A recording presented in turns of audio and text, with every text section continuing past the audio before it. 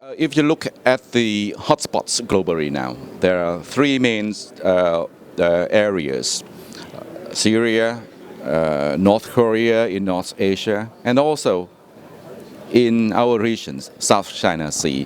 How do you view the problems in the Korean Peninsula developing, and also has it any linkages, anything to do with also the turmoil in the South China Sea?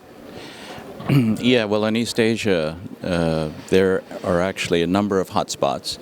The Korean Peninsula, East China Sea between China and Japan, Taiwan, and then, of course, South China Sea. So there's this whole arc of hotspots, and the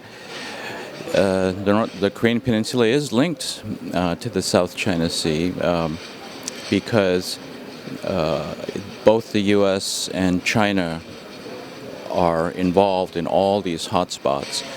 And so if any of these hotspots become unstable, inevitably it's going to draw in both the U.S. and China, and that will create what you might call horizontal escalation throughout this whole chain of hotspots. So it's very important to keep things calm, steady, dialogue. Don't do anything provocative. Being sort of risk-taking at this moment is not the wisest course, I think. What kind of security framework that should be employed in resolving the conflict in the two hotspots that you have mentioned, Korean Peninsula and also South China Sea?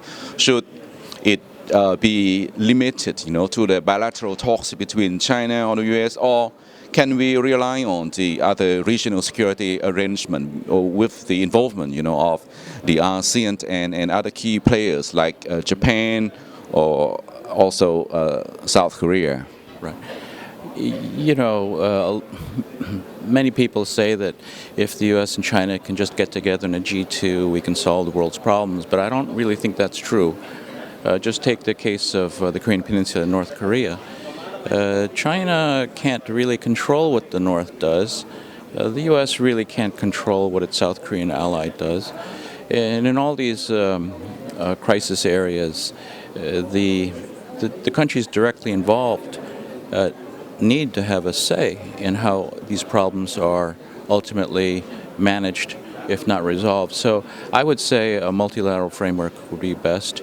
Obviously, there has to be quiet bilateral diplomacy going on at the same time, and not just between the U.S. and China. It could be between the U.S. and ASEAN, or between China and Japan. But I think ultimately the settlement has to be multilateral. China is now floating the One Belt, One Road project in order to help finance the infrastructure developments in the 21st century, linking Asia, Europe, and Africa together. At the same time, President Obama has also been pushing for the Trans-Pacific Partnership Agreement, creating the free trade area among the Pacific Rim countries. In your opinions, how do these two projects compete against each other? Are both the U.S. and China trying to mobilize other countries, to serve their causes? That's a great question, and I think on one level, these two initiatives are competing because the TPP takes forward another step, the traditional U.S. approach to trade liberalization based on multilateral, legally binding treaties with adjudication by independent third-party tribunals. That's why it has been running, facing obstacles, from those workers or NGOs or other organizations. Yes, because it's a very open and democratic process, and so at the beginning, it has to pass the legislatures of the countries, and so that's a very political process. But once it's passed, you have this framework for trade liberalization. China's approach is at a different level. It doesn't take this legal multilateral approach. It takes mostly a bilateral approach based on not trade liberalization but trade facilitation, which means building infrastructure, making it easier to do trade without changing the legal foundations of trade. And so, in a sense, what China is doing is at a different level from what the U.S. is doing. And One Belt, One Road really is the foundation, the most important part of Xi Jinping's China dream. That is, this is the dream to recover China's lost primacy in Asia by 2049, the 100th birthday of the PRC. And what's different is that, of course, not only are we in a new era, sort of a post-industrial era, but I think the scale of China's ambition is much larger than in the pre-modern era. We're not just talking about Asia, we're talking about Eurasia, including Europe and Africa.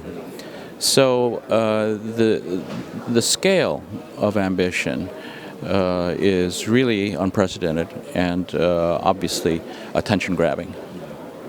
With the rivalry and also fierce competition between China and the U.S., in your opinion, what should be the position of the ASEAN countries? But the fact that ASEAN is a very diverse region with each country pursuing its own narrow national interests. So what should be the overall position of ASEAN regarding the superpowers rivalry?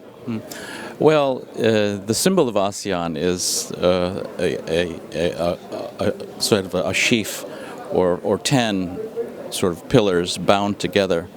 And, being bound together gives ASEAN strength and standing. If ASEAN doesn't stand together or find something to stand together on, there's no reason for it.